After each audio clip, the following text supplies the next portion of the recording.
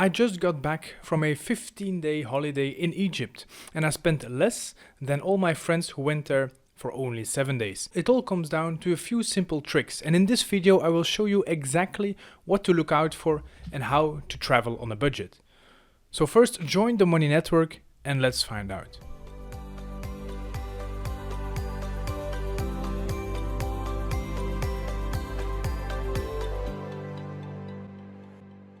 What's up everyone, my name is Joris and welcome to the Money Network. Traveling on a budget does not have to be a hindrance. If you plan everything well, you will be able to do whatever you want for a fraction of the price. Here are 10 tips to travel on a budget. And if you have any tips I have not talked about in this video, please share them in the comments below and share your knowledge with the network. Tip number 1, plan your trip. Well, that sounds pretty easy, doesn't it? Just make sure that you plan your trip well beforehand. Don't plan every detail, you don't have to do that, but make sure that you have a blueprint of your trip all drawn out. Booking airplane tickets well before your departure is always cheaper than buying them last minute. And the same goes with housing and renting a car. Prices tend to go up a lot the closer you book them to your actual trip, especially during those last few weeks. Tip number 2, compare prices. If you start well in advance, you will also have time to compare prices. Planning well in advance gives you plenty of options to choose from. Prices can differ immensely and different websites can show different prices as well. I recently purchased a plane ticket to the United States and found an enormous price difference on several websites. All these websites claim to have the cheapest prices, but I found out otherwise. A few tips when you are buying an airplane ticket: always buy your tickets via a VPN or via incognito mode. Also, buy your tickets on Tuesday morning between 3 a.m. and 11 a.m. Airplane companies rebalance their prices during the night from Monday to Tuesday after the weekend rush, and the prices will drop. As soon as more tickets are getting bought that week, prices will go up again. So be early and buy your tickets on Tuesday morning. You will be able to shave off a lot of your money for the same tickets.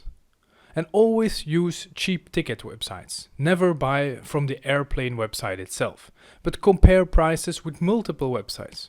I use kayak.com. They appear to have great prices for here in Europe, even compared to cheaptickets.be.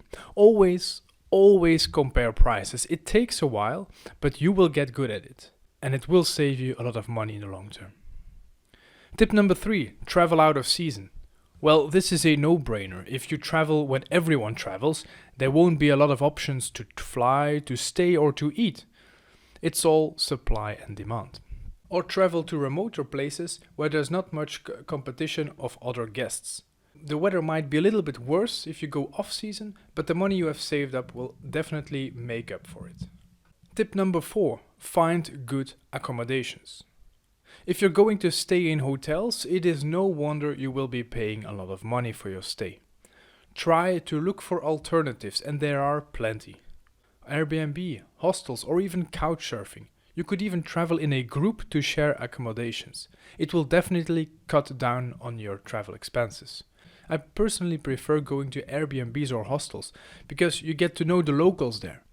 People who live in the city you are visiting or the country you are visiting, they know the best places to visit, places that some tourists don't even go to. And you will never find this information in a luxurious hotel. Back when we were in Namibia a few years ago, we were directed by a local to the most beautiful natural park in all of Namibia. Way more beautiful than the actual national parks that all the tourists go to.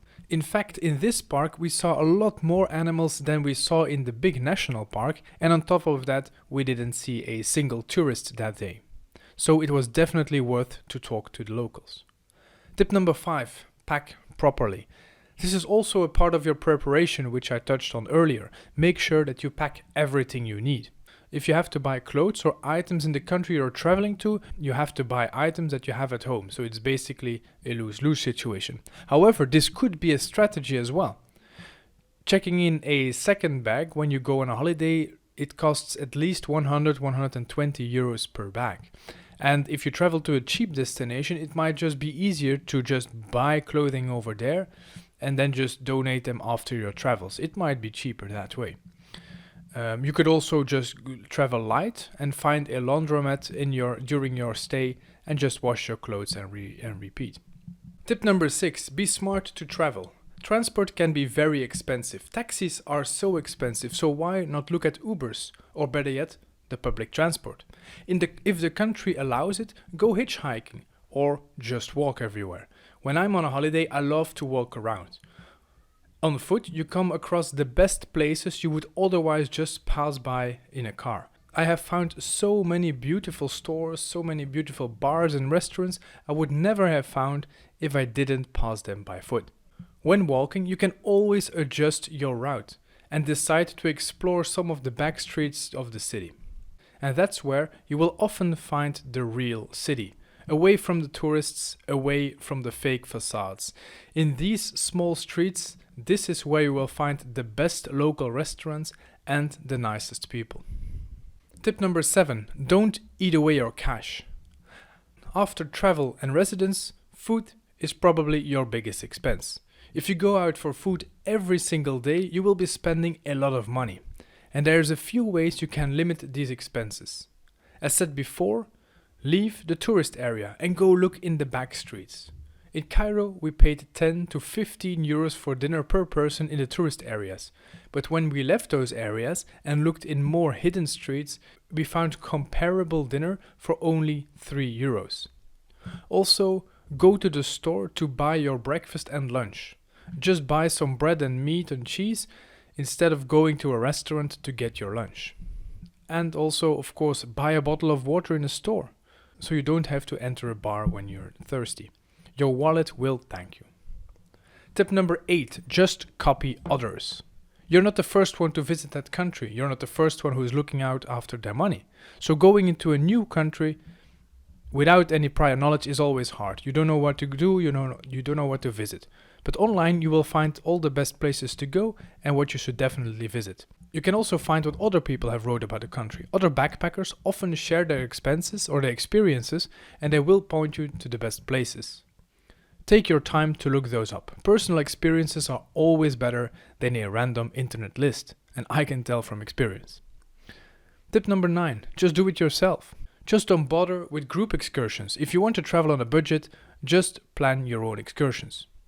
Going in a group to visit a certain place or city will cost you an easy 50 to 100 euros per person for a day trip.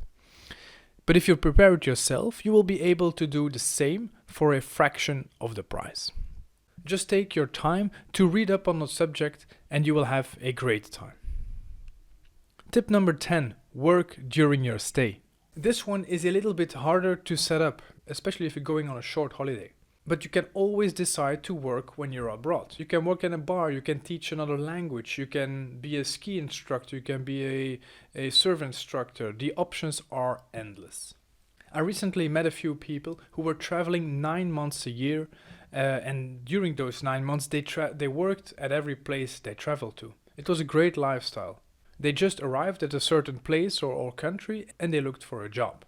They just worked for a few months and then they went to the next place. So there you have it. Start packing your bags right now because you are now ready to be smart with your money while on a holiday.